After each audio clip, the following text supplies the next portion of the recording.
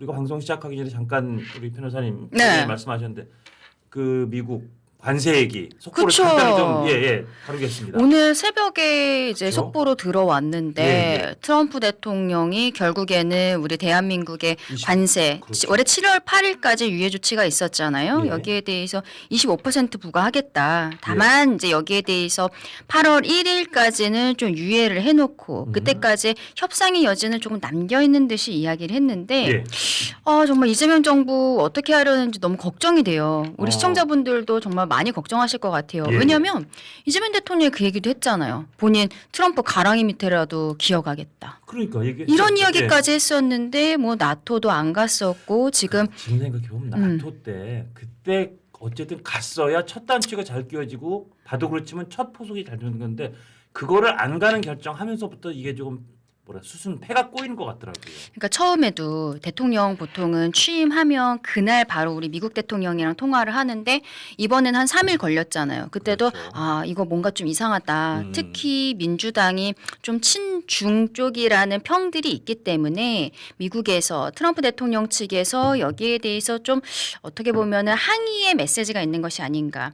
결국 한 3일 지나서 통화를 했는데 예. 우리 정부에서는 바로 통화했습니다. 브리핑했는데 미국에서는 브리핑 처음에 하지도 않았어요. 맞아요. 공개적인 브리핑 자체도 늦게 나왔고 이상하다 하면서도 어쨌든 이재명 대통령이 G7도 원래 처음에 뭐 안 갈 것처럼 하다가 예. 가긴 갔잖아요. 예. 가서 몇 분이랑 뭐 상견례 형태 이런 정상회담도 했는데 그때는 뭐 어느 정도 이해가 됩니다. 미국이 좀 상황이 안 좋아져서 우리에게 양해를 구하고 이제 결국 정상회담 하려고 했었던 것이 취소됐었는데 한미 정상회담 잡혔다가 그 전에 그쵸. 결국 트럼프 대통령이 돌이켜 보면 물론 그 이란 폭격 때문에 간 거라고 네. 양해는 되지만 그때도 그 언저리에 우리가 통보를 받았다 그랬지 사전에 양해를 정확히 받았는지 좀 애매한 건 그런 있죠. 상황에서 네.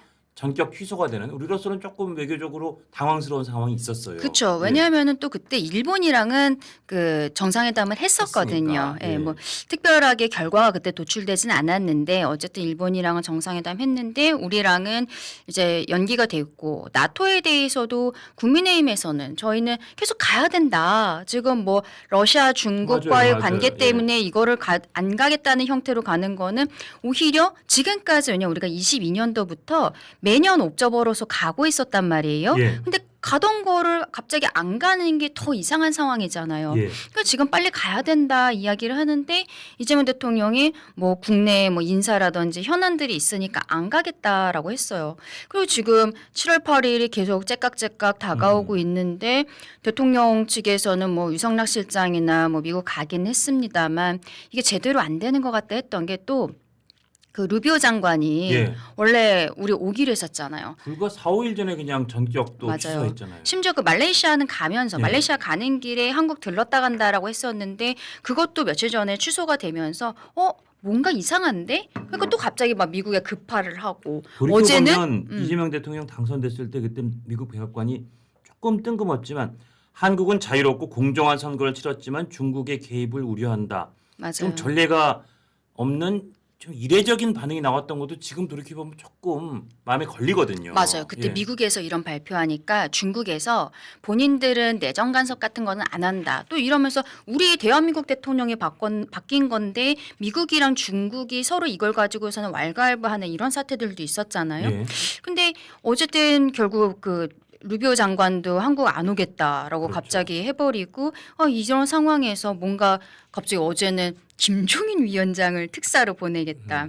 그러니까 이런 형태로 쇼잉은 계속했는데 내실은 별로 없었던 것이 아닌가. 우리가 지금 중국 전승절 행사에 이재명 대통령이 갈 것 같은 모양새, 그쵸. 갈 것 같은 그런 분위기도 형성이 돼 있었잖아요. 맞아요. 예. 그러니까 이번에도 기자회견 할 때 대통령한테 그 미국과의 관계에 대해서 물어보니까 이재명 대통령이 우리가 아직까지는 서로가 무엇을 원하는지 정확히 모릅니다라고 얘기했어요.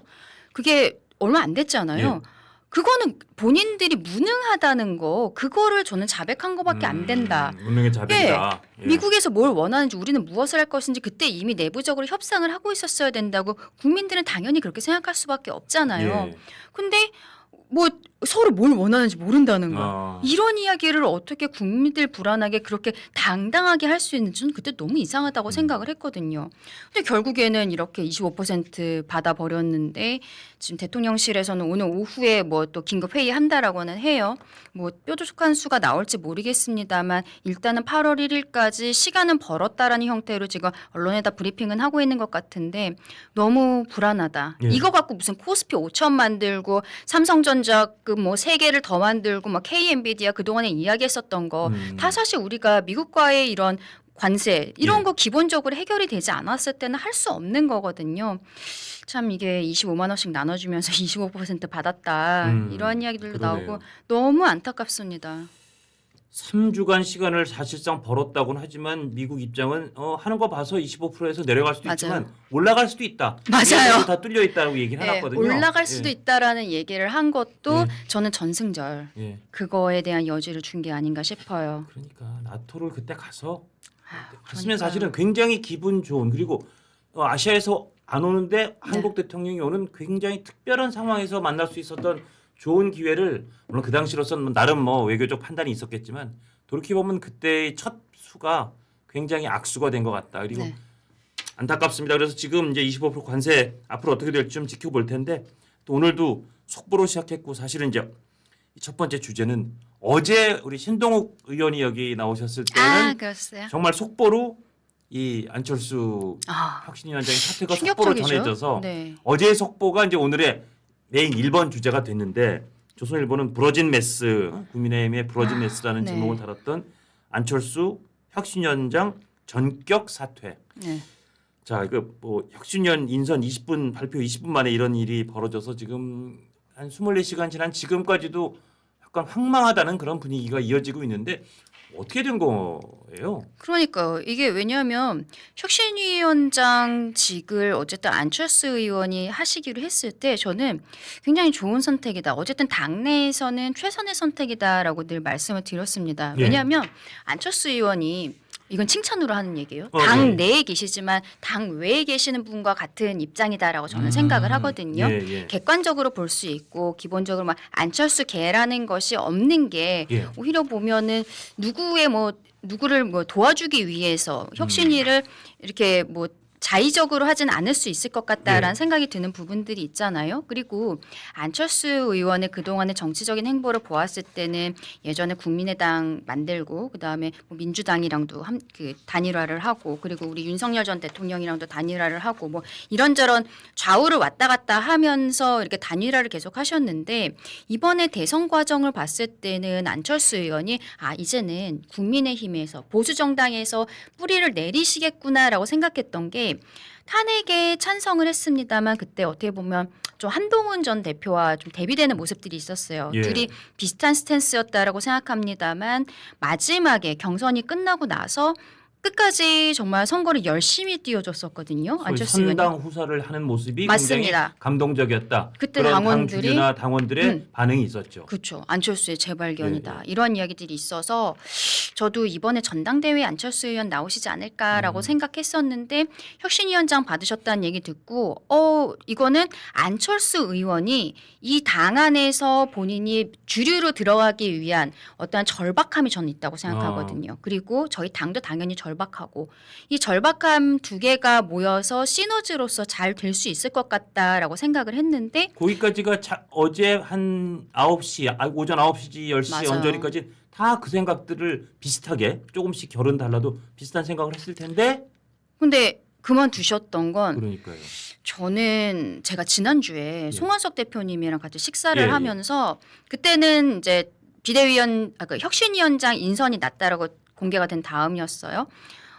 이제 그 전주 주말부터 있었던 얘기들을 좀 해주시면서 혁신이랑 비대위가 서로 좀 생각이 다를 때 예. 어떻게 처리할 것인지 이런 부분에까지 이미 다 협의를 하셨다는 거예요. 그래서 구체적으로 이야기들이 다 나왔구나 생각을 한 거죠. 근데 어제 안철수 위원장이 이야기한 거는 그 두 분에 대한 인적 쇄신 그리고 뭐 이제 그러니까 혁신위원으로 들어가지 못한 본인은 추천을 했지만 들어가지 못한 분들에 대한 좀 불만 그렇죠. 이런 것들이 있었던 것으로 예. 보이는데 근데 송원석 대표님이 이제 이러한 상황이 벌어지기 전에 저한테 이야기를 하셨던 거는 그냥 어쨌든 협의된 방식이 있다라고 하셨어요. 거기에 대해서 제가 구체적으로 어떻게 합니까라고 물어보진 않았는데 그러면은 이거는 그 협의된 방식까지 처리를 안 하고 안철수 의원이 이 직을 놓겠다라고 일방적으로 발표한 것이 아닌가라고 저는 생각을 할 수밖에 없는 거죠. 예. 그러면은 결국 본인이 혁신의 아이콘 이런 것들을 이미지 메이킹을 하면서 결국 혁신 당대표가 되겠다라고 이야기하시잖아요. 예. 이걸 좀 이용하셨던 게 아닌가 좀 조심스럽지만 이런 생각도 좀 드는 부분들이 있습니다. 그러니까 오늘 사실은 지금 뭐 누구라고 안철수 의원이 딱 찍어서 얘기는 안 했지만 결국은 인적쇄신 대상으로는 다 그냥 모든 언론 보도로 쌍권 소위 그렇죠. 쌍권 권영세 권성동 두 분의 인적쇄신 그게 이를테면 뭐 출당이 될지 뭐 징계가 될지 모르겠지만 그런 얘기들이 나오는 와중에 권성동 의원이 그런 얘기를 SNS에 띄웠어요. 네. 상당히 안철수 의원에 대해서 비판적인 네. 대단히 유감이다. 작금의 위기 상황에서도 일신의 영달을 우선하는 모습에 대단히 유감이다. 혁신위원장이란 중책을 자신의 영달을 위한 스포트라이트로 삼은 것은 그 자체로서 혁신의 대상이다. 분열의 언어로 혼란을 조정하고 혼란을 발판 삼아 개인의 지위를 탐하는 시도는 결코 성공할 수 없다. 이러면서 이제 6월 30일 며칠 전에 네. 안철수 의원이 본인 사무실 찾아와서 이런저런 얘기를 쇄신 관련된 얘기를 했다. 이걸 이제 소개했어요. 그러니까 이게 이제 당내에서 보기엔 안철수 의원이 혁신위원장 한다는데 행보가 좀 이상하다. 정말 저거를 일종의 디딤돌로 삼았나 하는 관점이 있을 수 있는데 근데 이제 저처럼 저는 이제 당 외에 있으니까 네. 언론도 그렇고 또 당 주류가 저렇게 안철수 의원을 그냥 약간 좀 간판처럼 약간 바지 사장처럼 이용하려 하다 그게 또 삐끗했나? 라고 보는 관점, 보는 시각이 훨씬 더 많긴 해요. 이게 그러니까, 또 다른 맞아요. 국민의힘의 또 다른 타격, 국민의힘의 또 다른 더 씌우는 부정적 이미지 이게 불가피할 것 같아요. 국민의힘 쟤네는 안 되겠다. 이 그러니까. 상황에서도 서로 특히 뭐 구주류가 놓지 않겠다라고 저러는 거 아니냐. 국민들께서는 그렇게 생각하실 수밖에 없는 예. 거죠. 근데 저는 진짜 조심스럽게 말씀을 드리지만 그러니까 구주류를 어떠한 적폐로 만들고 본인을 혁신과 개혁의 아이콘으로 만들려는 안철수 의원의 의도 같은 것들이 분명히 있지 않았을까 생각하고 그리고 저는 지금 저희 당이 개혁을 하는 과정에 있어서 이 후보 교체에 대한 거는 뭐 김용태 비대위원장도 여기에 대해서 징계를 전제하지 않은 당무감사 조사를 하겠다라고 이야기를 했었거든요. 예. 근데 그것보다도 일단은 저희가 그 탄핵에 대해서 반대를 했었던 당론을 무효화해야 예. 된다. 이게 왜냐하면 당장 특검이 이제 들어올 것이고 그리고 위헌정당 해산 심판 청구도 들어올 거라는 그 생각이 그 있었던 우려가 거예요. 아직도 분명히 남아 지금도 있죠. 남아 있는 거예요. 예. 조금 있으면은 분명히 당사 압수수색 들어올 거거든요. 예. 근데 지금 상황에서 저는 이 탄핵에 대한 부분들을 먼저 정리하는 게 혁신을 보여주는 최우선 순위가 아닌가라고 생각을 하고 그리고 지금 여기에 대한 그 쌍권에 대한 거는 당무감사가 지지부진하다고는 합니다만 진행 중이에요. 예. 그러면 혁신위원장이 여기에 대해서 당무감사를 철저하게 해달라. 그리고 지금 중진 의원으로서 여기에 대해 책임감 있게 대응해달라 이렇게 이야기를 하면서 압박을 할 수 있는 부분들이 분명히 있는 건데 예. 탈당이라든지 이런 형태로 갑작스럽게 제안이 들어갔다라는 거는 지금 사실관계에 대해서도 정확하게 파악이 안 된 상황이잖아요. 예. 그러니까 저는 그 부분도 좀 의아하다는 생각이 드는 게 하여튼 근데 국민들께는 그러니까 저는 그러니까. 이제 왜냐면 제가 아까 말씀드린 송원석 의원님한테 그 이야기를 들었기 때문에 더 좀 이상하다고 생각하는 거고 근데 국민들께서 보시기에는 정말 실망스럽다라는 생각을 하실 수밖에 없다. 그렇게 그러니까요. 봅니다. 뭐 이따가도 좀 다루겠지만 TK에서마저도 민심이 좀 이제 특히 맞아요. 국민의힘을 향한 민심이 떠난다는 그런 상황이 발생하는 와중에 이런 일이 또 한 번 엎친 데 덮친 격 될 것 같다는 거 하나. 네. 그리고 또 하나는 그런 시각도 있어요. 제가 보기에도 안철수 의원이 어쨌든 이제 이 국민의힘이라는 보수 정당에 안착을 하고 싶어하는 그런 모습 노력을 보였고 그러면 어쨌든 구주류와도 잘 지내고 싶어할 테고 실제로 지난 그 대선 과정에서 그런 상당히 점수를 땄고 맞아요. 근데 지금 이렇게 혁신위원장을 내팽개치면서 그동안 땄던 점수를 많이 잃는 건데 전략적으로 만약에 안철수 의원이 진짜 당대표가 되고 싶다면 전략적으로는 이거는 적절한 수는 아닌 것 같거든요. 그렇다면 그러니까 이제 다시 보는 관전자 입장에서는 이게 무슨 그 안철수 의원이 당대표 되려는 전략 전술을 하는 게 아니라 진짜 무슨 사단이 있었구나. 뭔가 또 그 구주류와의 사이에서 구주류가 뭔가 안철수 의원을 이용하려고 했나? 내지는 뭔가 또 그 사이에서의 조금 이 잔수 같은 게 있었나? 이런 생각을 하게 될 수밖에 없어요. 이게 그렇죠. 전후 사정을 봐서는. 여기에 대해서 이제 당원들께서 전당대회 이제 투표를 하실 때 판단을 하시겠지만 저도 플러스도 있고 마이너스도 있다라고 생각을 하거든요. 아, 예. 그리고 안철수 의원이 추천을 했는데 혁신위원으로 들어가지 못한 이 두 분. 이재용 강동을 위원장, 박은식 광주 동남을 위원장. 네. 뭐 박은식 위원장은 저기 예전에 비대위원이기도 했었고 두 분이 혁신에 대한 목소리는 계속 내고 있었는데 또 급진적인 분들은 아니에요. 그러니까요. 그러니까 예. 사실상 저는 좀 의아한 게 비대위에서 이 혁신이 추천이 올라왔을 때 특별히 거부할 만한 인사들도 저는 아니었었다라고 생각을 하거든요. 그러니까 더 그 이상한 부분도 거예요. 이상한 거예요. 예. 네, 이분들이 그 동안에 뭐 좀 강성으로 굉장히 뭐 세게 이야기를 하신 분들이라면은 정말로 비대위와 혁신이의 어떠한 알력 다툼이 있었나라고 생각할 수 있겠지만 이 두 분은 그런 분들은 아니거든요. 예. 참 의아하다고 생각합니다. 그래서 이재용 위원장 같은 분은 지금 보도를 보면 네, 안철수 위원장이 혁신위원 같이 하자는 얘기를 해놨으니까 본인은 될 줄 알았을 네. 텐데 발표에 빠져서 의아했다는, 그쵸. 황망했다는 거고.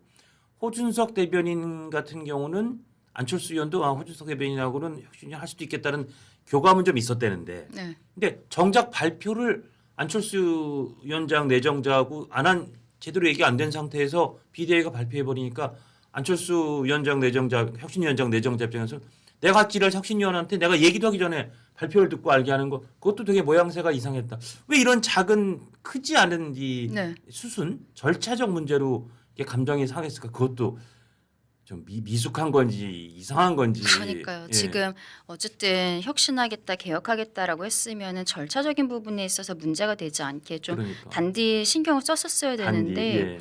그게 좀 안 됐다라고 생각하고 다만 저는 지금 이러한 상황이 혁신위원장직을 내려놓을 정도의 상황인지 그게 굉장히 좀 의문이에요. 네. 그러니까 안철수 의원에 대해서도 조금 의아하거나 조금 안타깝다 그런 네. 생각을 갖고 계시다는 거죠. 맞습니다. 자, 그래서 혁신위는 어떻게 되는 거예요? 재구성합니까? 아니면 지금 8월 19일 날 전당대회를 네. 하는 걸로 보도가 나오던데 그러면 거의 뭐 이제 8월 19일이면 40일, 41일 남은 거니까 그냥 혁신위도 원래 전당대회로 8월 지켜내는 말 정도까지 한다라고 했었거든요. 그래서 그것도 기자들이 안철수 위원장, 혁신위원장 처음에 됐을 때 인선됐을 때 그러면은 전당대회는 어떻게 하는 겁니까 물어보니까 정확하게는 이야기하지 않으셨어요. 네. 근데 뭐 나중에는 조금 정리해서 이야기 기자들이 물어보니까 그러면 전당대회는 출마 안 하신다는 거죠. 그러니까 예 뭐 그렇게 보시면 됩니다라는 형태로 얘기해서 그때 또 일각에서는 혁신위를 하다가 이 네. 혁신이 마무리되지 않았기 때문에 내가 당대표가 돼서 마무리하겠다 이런 이야기를 하면서 전당대회에 출마할 수도 있다라는 이야기들 좀 나왔었거든요. 딱 잘라서 아유 제가 당대표는 네, 안 나가죠. 그런 건 이렇게 있었는데 딱 잘라 말하는 분위기는 아니었으니까. 네, 어쨌든 지금 또 이제 어떻게 보면 한동훈 전 대표랑 안철수 위원장의 포지션이 조금 겹치는 부분들도 네, 네. 있잖아요. 그런 상황에서 한동훈 위원장이 뭐 출마한다 안 한다에 대한 이야기를 하지 않는 가운데 좀 먼저 선제적으로 나선 것이 아닌가라는 생각도 좀 듭니다. 그러면 혁신이 이제 그냥 좌초된 거겠죠? 지금 다시 또 누구 혁신위원장 하기가 찾고 이러는 게 저는 현실적으로는 조금 너무 어렵지 탄력이 않나. 떨어져서 네. 예, 지금 혁신위는 지금 관리형 비대위로 가고 그 다음에 새로 출범하는 전당대회 이후에 출범하는 이제 지도부가 야. 거기에서 혁신을 이어가야 되지 않나. 근데 저는 아쉬운 게 어쨌든 그 안철수 위원장이 이야기했었던 게 대선 백서를 만들겠다라고 네, 했어요. 그래서 송원석 대표도 백서를 만들고 거기에서 그 지적된 부분들을 우리가 개선을 해나가면 된다라고 생각했다. 이렇게 지금 인터뷰를 하고 계시거든요. 저는 백서는 지금 단계에서 좀 만들면 좋겠다라는 생각을 하는데 새로운 네, 지도부가 네. 들어오기 전에라도 이건 할 수 있는 거라고 생각하거든요. 근데 이제 혁신위 자체가 띄우는 게 좀 난망해지면서 그것도 좀 어렵지 않을까라는 생각도 듭니다. 청주 오스코란 데서 열리는 거는 네. 맞나 보죠? 네, 아마 그럴 것 같아요. 이게 날짜 같은 게 제가 작년에 전당대회 선관위를 했었거든요. 아, 그러셨죠. 네, 맞아요. 선관위원 예. 하면서 선관위 대변인도 했었는데 이게 행사장을 잡는 게 되게 힘들더라고요. 아. 그리고 뭐 당장 한 달 뒤니까 아마 그런 상황인 것으로 보입니다. 그리고 저는 괜찮은 것 같아요. 어쨌든 예. 그동안에 거의 항상 그 일산 킨텍스에서 했었거든요. 거기서 많이 했죠. 네, 예. 거기가 뭐 크기도 하고 뭐 이런데 여기는 새로 만든 건물이기도 하고 충청권에서 전당대회를 한다는 것도 신선하고 오히려 개혁적인 이미지도 만들 수 있겠다라고 생각합니다. 그리고 주말이 아니죠. 8월 19일이 평일이죠. 제가 그러니까 요일은 안 봤어요. 예, 평일이더라고요. 예, 맞아. 8월 19일 화요일. 그래서 아마 수도권에서 주말 이런데 공간 찾기가 어려서 이렇게 된 굉장히 것 같은데 어려워요. 뭐 네. 나름 평일에 그래서 이제 그 당원들 모이는 게 어떨지 모르겠지만 휴가 시즌이랑 겹쳐서 그런데 평일에 청주 우스코라고 새로 네. 중부거리 랜드마크를 표방하는 데서 9월에 정식 개관인데 아마 이게 개관 그러니까 첫 행사가 아마 될 것 같아요. 첫 공식 그럴 큰 수도 행사가 될 있죠. 텐데 예, 뭐 한번 이제 기다려 보겠습니다. 그러면 이제 당 대표 누가 나오냐? 안철수, 조경태 두 분은 출마 선언을 한 셈이에요. 했죠? 그렇죠. 조경태 의원은 근데 또 한동훈 전 대표와는 뭐 특별히 교감이 없는 상황에서 본인 스스로 판단했다라고는 이야기는 하시더라고요. 원래 한동훈계의 정말 그렇죠. 좌장이었는데 예. 그리고 이제 김문수 전 후보, 나경원, 음. 장동혁 한 의원, 한동훈 전 대표 심지어 저는 좀 뜻밖인데 장성민 전 대통령실 미래기획관 자 이게 다시 이제 나중에 원내로 진입하고 싶은 생각이 있으시니까 이번 전당대회 나오시는 게 아닌가 싶어요. 나 여기 아직 살아 있다 이걸 네네. 보여주기 위해서. 네. 근데 사실은 장동혁 의원이나 장성민 기획관이 조금 그나마 이런 사람도 나오네지 나머지 분들은 조금 그냥 그때 그 사람들 또 나오는 것 같은 느낌이라 뭐 새 얼굴이 나올 가능성 없어요? 쉽진 않을 것 같아요. 쉽진 지금 않아요. 뭐 김재섭 의원도 고민하고 있다라고 보도가 나오곤 있는데 그래서 어제 그 김대식 의원이 지금 비대위원이시거든요. 예. 김대식 의원이 한 방송에 출연을 하셔서 이번 전당대회는 대선 나왔던 분들은 좀 안 나왔으면 안 좋겠다. 나왔으면 좋겠다. 그 얘기를 이런 이야기. 하셨더라고요. 그리고 저는 사실 예. 다시 돌아가는데 비대위원이시잖아요. 예. 근데 전당대회 나왔던 사람들은 그 대선 나왔던 사람들 전당대회 나오지 않았으면 좋겠다라고 이야기하신 게 어제 아침 방송이었어요. 예. 이것도 안철수 의원의 약간 심기를 건드렸던 게 아닌가. 그 생각도 사실 좀 음모론적으로 좀 해봤습니다. 어쨌든 지금 말씀하신 것처럼 저도 그 비슷한 생각이거든요. 김대식 의원이랑 지난 대선에서 나오셨던 분들도 혁신이라든지 이런 모습들을 많이 못 보여주셨기 때문에 저희가 뭐 패배에 대한 이런 책임 같은 것들도 어느 정도 있지 않으신가. 그리고 한 번은 새로운 사람들로 이렇게 물갈이를 하는 모습들을 보여주는 것도 좋겠다라는 생각이 들어서 그러니까 홍준표 전 시장은 이미 제 발로 뭐 멀리 간 셈이니까 그분은 탈당하셨잖아요. 예, 그분은 빼고 네. 김문수, 뭐 한동훈, 나경원, 안철수 이런 분들은 이번은 한번 네. 쉬어갔으면 좋겠다는 개인적으로는 저는 그렇게 의견인 생각을 합니다. 거기에 우리 강 대변인도 동의를 네. 좀 하시고 네. 하긴 구계자가 보기에도 좀 새로운 사람이 나와야 이렇게 좀 지켜보게 되지 또 그 밥에 그 나물 그러면 전당대회 자체가 이렇게 지금 그렇잖아요. 좀 차갑게 식은 민심, 중도 그리고 이제 조금 아주 강한 보수가 아닌 분들 이런 분들의 마음을 이렇게 다시 달아오르게 하기에는 쉬워 보이진 않긴 해요. 참. 저는 뭐 하여튼 개인적으로 뭐 특정 인물을 생각하는 건 아닌데 좀 원 외에 계신 분들이 원 전당대회에 외에, 당선이 되든 안 되든 좀 나와주셨으면 좋겠어요. 그러면 전당대회 과정에서 토론 같은 것들도 하고 당의 개혁 방안 이런 것들을 이야기를 할 때 원내에 계신 분들과 특히 원외 당협위원장 하시는 분들은 그 쳐다보는 결이 굉장히 많이 다르거든요. 그렇더라고요. 예. 저희가 계속 뭐 TK 중심이다 뭐